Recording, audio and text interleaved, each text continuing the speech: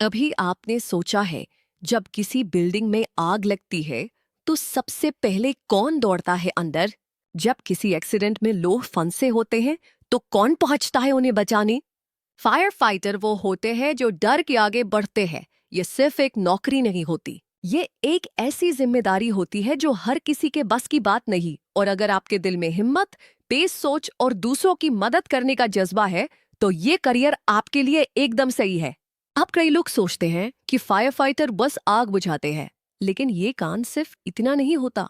Fire fighter का role emergency situations में सबसे क्रिटिकल होता है, चाहे वो बिल्डिंग फायर हो, कार एक्सीडेंट, केमिकल लीक या फिर कोई नेचुरल डिजास्टर।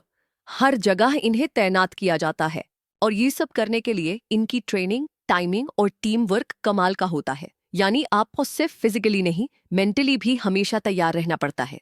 अब बात करते हैं एलिजिबिलिटी की, कि कौन बन सकता है फायर फाइटर। अगर आपने 10वीं पास कर ली है तो आप कई राज्यों में फायरमैन की पोस्ट के लिए आवेदन कर सकते हैं।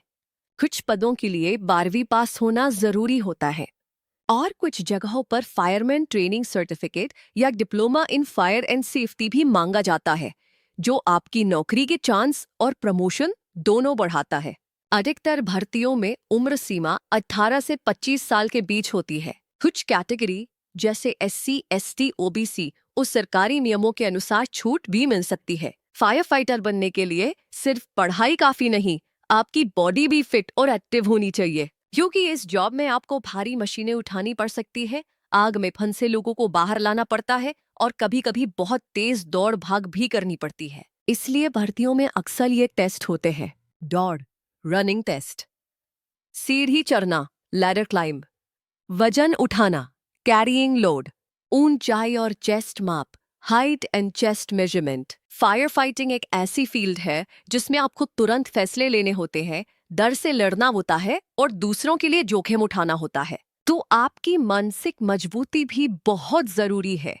फायर फाइटर की भर्ती अलग अलग सोर्सेज से होती है। सबसे पहले तो राज्य सरकार के फायर सर्विस डिपार्टमेंट और नगर निगमों, म्यूनिसिपल कॉरपोरेशंस द्वारा वैकेंसीज आती है। इसके अलावा airport authority, defence services, railways और कुछ प्राइवेट इंडस्ट्रीज में भी फायर एंड सेफ्टी ऑफिसर्स की पोस्ट होती है। हर राज्य अपने हिसाब से फायरमैन की भर्ती निकालता है और उसका नोटिफिकेशन वेबसाइट या न्यूज़पेपर में आता है। सबसे ज्यादा फायरमैन की भर्ती राज्य सरकार के फायर सर्विस डिपार्टमेंट और नगर निगम, म्यूनिसिपल कॉरपोरेशन के जरिए होती है। हर राज्य अपने हिसाब से भर्ती निकालता है, जैसे UP fire services, Maharashtra fire department, Delhi fire service, MP, Rajasthan, Bihar etcetera.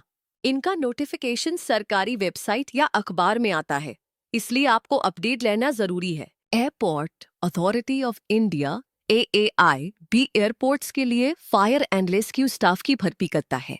यहाँ काम थोड़ा ज्यादा प्रोफेशनल होता है और ट्रेनिंग भी हाई लेवल की दी जाती है। डिफेंस सर्विसेज में आर्मी, नेवी, एयरफोर्स के लिए फायर फाइटर्स और सेफ्टी स्टाफ की भर्ती होती है। इंडियन रेलवेज में भी फायर एंड सेफ्टी डिपार्टमेंट होता है, जहां आप आवेदन कर सकते हैं। आजकल बहुत सी बड़ी फैक्ट्रियों, इंडस्ट्रीज, मॉल्स और मल्टी स्टोरी बिल्डिंग्स में फायर एंड सेफ्टी ऑफिसर्स की जरूरत होती है। इसके लिए आप अगर फायर एंड सेफ्टी का डिप्लोमा या सर्टिफिकेट कोर्स करते हैं तो प्राइवेट सेक्टर में भी अच्छे मौके मिल सकते हैं। अपने राज्य की सरकारी वेबसाइट पर रेगुलर चेक करें। एम्प्लॉयमेंट न्यूज़पेपर या लोकल न्यूज़पेपर पढ़ते रहें।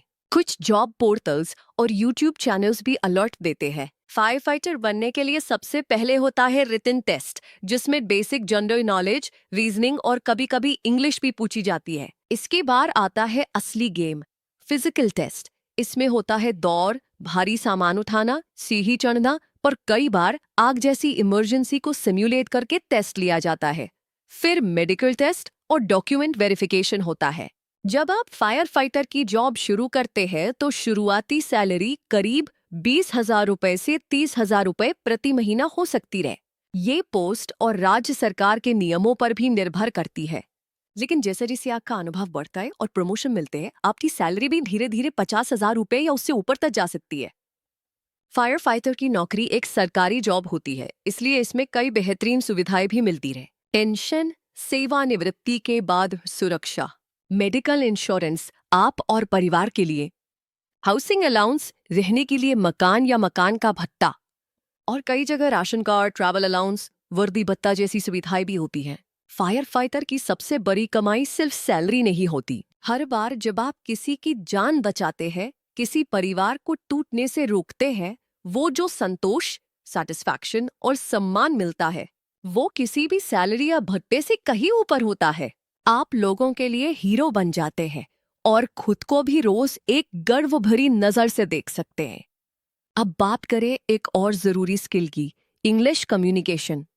फायर डिपार्टमेंट में अक्सर रिपोर्ट्स, सेफ्टी प्रोटोकॉल्स और इमरजेंसी गाइडलाइंस इंग्लिश में होते हैं। ऐसे में अगर आपकी इंग्लिश कमजोर है तो आगे बढ़ना थोड़ा मुश्किल हो सकता है। इसलिए हम आपको सुझाव देंगे कि आप अल्फा स्पोकन इंग्लिश ऐप का इस्तेमाल करें। इस ऐप से अब तक लाखों लोग इंग्लिश बोलना सीख चुके हैं, वो भी आसान रोजमर्रा की भाषा में।